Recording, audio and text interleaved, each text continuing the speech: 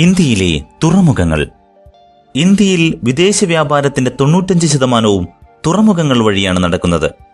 ലോകത്ത് കടൽ മാർഗമുള്ള ചരക്കു ഗതാഗതത്തിന്റെ 19ാം സ്ഥാനത്താണ് ഭാരതം.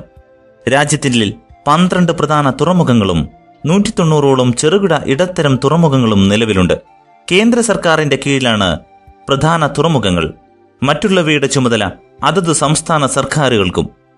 കാണ്ട്ല തുറമുഖം 1950 പണികഴിപ്പിച്ച ഈ തുറമുഖം ഗുജറാത്തിലെ ഗൾഫ് ഓഫ് കച്ചിൽ സ്ഥിതി ചെയ്യുന്നു.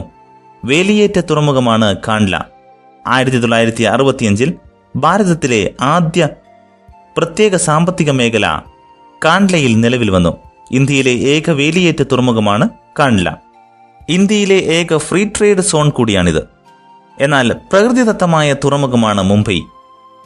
135 വർഷം പഴക്കമുള്ള തുറമുഖത്തിന് 3 ഡോക്കുകളുണ്ട്. Indira, Prince, Victoria എന്നിവയാണവ. ജവഹർലാൽ നെഹ്റു തുറമുഖം, നേവാഷേവ തുറമുഖം എന്നുകൂടി ഇതിനു പേരുണ്ട്.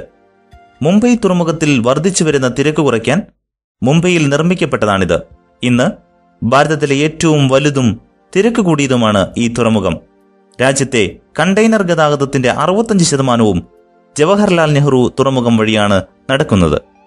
മർമഗോവ. ഗോവയിൽ സുവാരി നദിയുടെ അഴിമുഖത്താണ് മർമഗോവ തുറമുഖം സ്ഥിതി ചെയ്യുന്നത്. ഇന്ത്യയിലെ ഇരുമ്പയിരിന്റെ 30% കയറ്റുമതി ചെയ്യുന്നത് മർമഗോവ വഴിയാണ്. കൊച്ചി തുറമുഖം. കൊച്ചി തുറമുഖത്തെ സൗകര്യങ്ങൾ വികസിപ്പിക്കാൻ ചേംബർ ഓഫ് കൊമേഴ്സിന്റെ നിരന്തര ശ്രമങ്ങളുടെ ഫലമായി 1918 Sir John Wolfe Barry and partners എന്ന സ്ഥാപനം സാങ്കേതിക പഠനം നടത്താനായി നിയോഗിക്കപ്പെട്ടു. കമ്പനിയുടെ നിർദ്ദേശങ്ങൾ സ്വീകാര്യമാകാതെ വന്നപ്പോൾ ബ്രിട്ടീഷ് തുറമുഖ എഞ്ചിനീയറിംഗ് റോബർട്ട് ബ്രിസ്റ്റോ നിയോഗിക്കപ്പെട്ടു. 1920 കൊച്ചിയിലെത്തിയ റോബർട്ട് ബ്രിസ്റ്റോ കപ്പലുകളെടുക്കാൻ പാകത്തിൽ സമുദ്രത്തിലെ മണ്ണു നീക്കി ആഴം കൂട്ടണമെന്ന് നിർദ്ദേശിച്ചു. 2 കോടി രൂപ ചെലവ് പ്രതീക്ഷിച്ച പദ്ധതിക്ക് അനുമതി ലഭിച്ചു. തിരുവിതാംകൂർ, കൊച്ചി, മദ്രാസ് ഗവൺമെന്റുകൾ യോജിച്ച് ചെലവ് വഹിച്ച പദ്ധതി മുന്നോട്ട് നീങ്ങി. ഡ്രഡ്ജറുകൾ ഉപയോഗിച്ച് മണ്ണ് നീക്കി തുടങ്ങി. ആഴം കൂട്ടലിൽ ലഭിച്ച മണ്ണ് നിക്ഷേപിച്ച് വില്ലിംഗ്ടൺ ഐലൻഡിന് രൂപം നൽകി. ആധുനിക തുറമുഖത്തിന്റെ ഉദ്ഘാടനം 1928 മെയ് 26 നടന്നു. റോബർട്ട് ബ്രിസ്റ്റോ തുറമുഖത്തിന്റെ ഘട്ടം ഘട്ടമായ വികസനവുമായി മുന്നോട്ടുപോയി. കൊച്ചിൻ പോർട്ട് ട്രസ്റ്റ് രൂപീകരിച്ചത് 1964 ആദ്യ port trust chairman PR Subramanian ആയിരുന്നു. ഇന്ത്യയിൽ ആദ്യമായി കണ്ടെയ്നർ കപ്പൽ എത്തിയത് കൊച്ചിയിലാണ്. 1973 പ്രസിഡന്റ് ടൈലർ ആയിരുന്നു തുറമുഖത്തെത്തിയത്. സേതുസമുദ്രം പദ്ധതി. ഇന്ത്യയെയും ശ്രീലങ്കയെയും വേർതിരിക്കുന്ന പാക് കടലിടുക്കിലൂടെ വൻ ചരക്കു കപ്പലുകൾക്കും കടന്നുപോകാൻ കഴിയുന്ന വിധത്തിലുള്ള കപ്പൽ കനാൽ നിർമ്മിക്കുവാനുള്ള പദ്ധതിയാണ് സേതുസമുദ്രം. ഇതുവരെ ശ്രീലങ്കയെ ചുറ്റി മാത്രം ഇന്ത്യയുടെ കിഴക്കൻ തീരത്തേക്ക് സഞ്ചരിച്ചിരുന്ന കപ്പലുകൾക്ക് ഇതുവഴി 780 കിലോമീറ്ററോളം യാത്രാദൂരവും 30 മണിക്കൂറോളം യാത്രാ സമയവും ലാഭിക്കാൻ കഴിയും. സേതുസമുദ്രം പദ്ധതിയുടെ ഭാഗമായി 2 കനാലുകൾ നിർമ്മിക്കും. ഒരെണ്ണം ആദംസ് ബ്രിഡ്ജിലും മറ്റൊരെണ്ണം പാക് കടലിടുക്കിലും. ഇവ രണ്ടിന്റെയും കൂടി നീളം 89 കിലോമീറ്ററാണ്. പാക് കടലിടുക്കിലൂടെയുള്ള പുതിയ കപ്പൽചാലിന്റെ ആകെ നീളം 167 കിലോമീറ്ററാണ്. 1804 ഈസ്റ്റ് ഇന്ത്യ കമ്പനിയുടെ സർവേയർ ജനറലായിരുന്ന ജെയിംസ് റെന്നലാണ് രാമസേതുവിനെ ആദംസ് ബ്രിഡ്ജ് എന്നു നാമകരണം ചെയ്തത്. 1860 ബ്രിട്ടീഷുകാരനായ കമാൻഡർ A.D. ടൈലറാണ് ഇത്തരമൊരു പദ്ധതിയുടെ സാധ്യതകൾ ആദ്യമായി മുന്നോട്ട് വെച്ചത്. 1955 ഭാരത സർക്കാർ പദ്ധതിയെക്കുറിച്ച് പഠിക്കാൻ സേതുസമുദ്രം പ്രൊജക്ട് കമ്മിറ്റിയെ നിയമിച്ചു. 2427 കോടി രൂപയുടെ പദ്ധതിയാണിത്.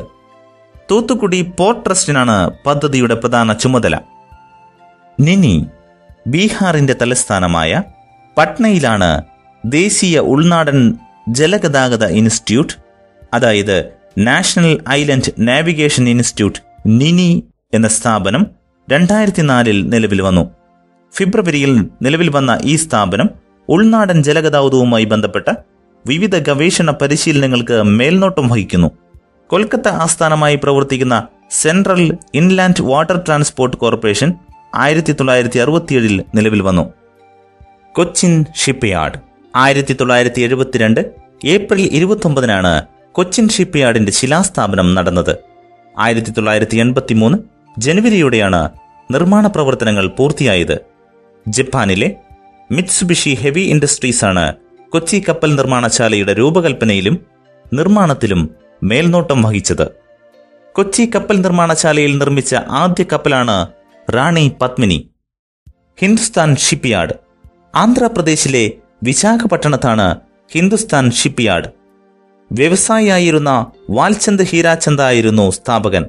1952 കപ്പൽ നിർമ്മാണശാലയെ ഭാരത സർക്കാർ ഏറ്റെടുത്തു. 1962 സ്ഥാപനം ഒരു കേന്ദ്ര പൊതുമേഖലാ സ്ഥാപനമായി തീർന്നു. ഇന്ത്യയിൽ ആദ്യമായി ISO 9001 ഗുണമേന്മാ സർട്ടിഫിക്കറ്റ് ലഭിച്ച കപ്പൽ നിർമ്മാണശാലയാണിത്. പൂർണ്ണമായും ഇന്ത്യയിൽ നിർമ്മിച്ച ആദ്യത്തെ കപ്പൽ ജൽ ഉഷ 1948 ഹിന്ദുസ്ഥാൻ ഷിപ്പ്യാർഡിൽ നിന്നാണ് കടലിലിറക്കിയത്.